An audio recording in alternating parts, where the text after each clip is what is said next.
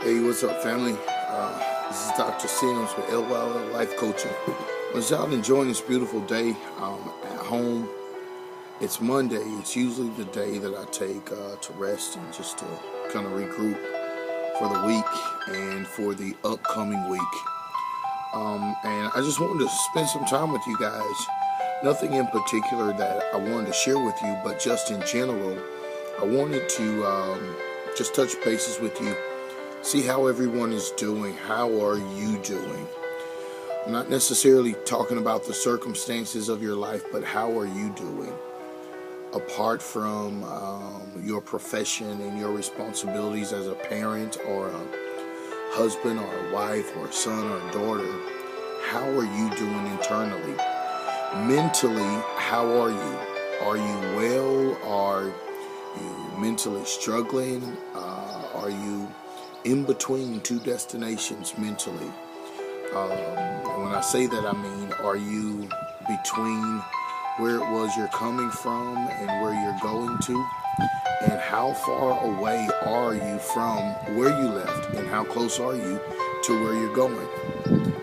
It's important that we take time to analyze these particular scenarios in our lives so that we'll be able to have a sense of location, because whenever we can't locate ourselves, no one else will be able to locate us.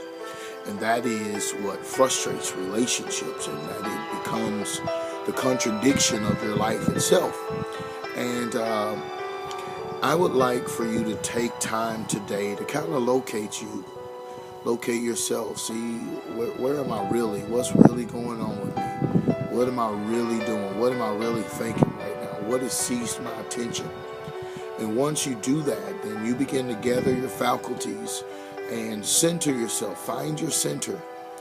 And you be grounded at your center and say, okay, all right, now everything's got to come and wrap itself around this particular aspect or dimension of me. You should never try to wrap yourself, who you really are, around what you go through. But you should always demand that your circumstance succumb to who it is you are. Because whenever the circumstance change, you'll remain. You'll be the same. So don't be distracted so much by what is going on or what has going on or what is pending, that you lose focus upon who you are, because who you are is now, not what's already happened and not what could potentially happen. Who you are is right now. And I'm saying right now, locate, identify who you are, touch bases with the self, with your truest you, your purest you, that has no ties to your sensuality, sexuality, your name, your profession, any relationships. That is the last person that you talk to at night.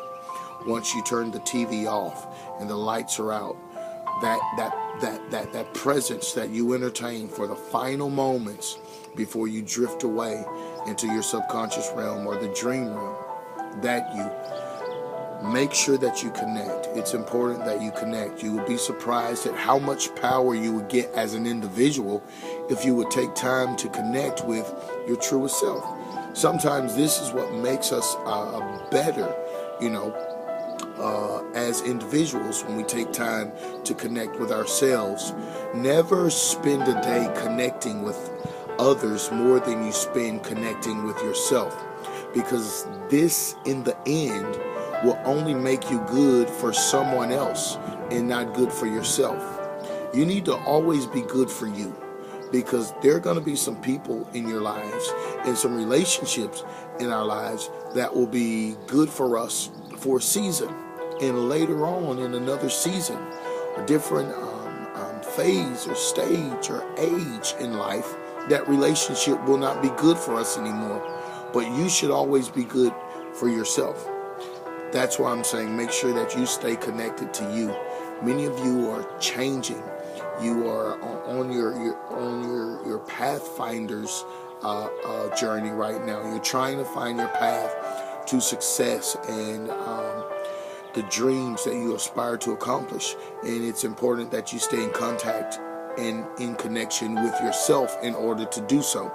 If not, you'll end up becoming a collaboration of thoughts of what other people think you should be or should do or should become in life. And the worst thing you could ever do is become someone else's thoughts or the product of what other people think of you.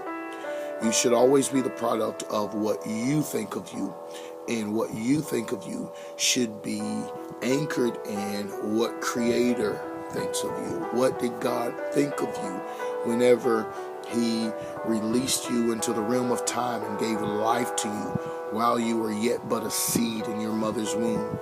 There were millions of seeds in the race for life, and God chose you, and He placed a special grace upon you to win the race, and you won, and you're here now. What was He thinking whenever He gave you such gracious favor and such tenacity and drive and passion to run, to win the race of life? Now that you're here, what do you do with this opportunity? Do you allow other people to dictate or influence what you do? Or do you reconnect with the Creator, the one who collaborated the whole idea of your being here, and say, hey, listen, what did you have in mind whenever you sent me here? I think that that's what you do. You reconnect with the Creator. You will reconnect with God.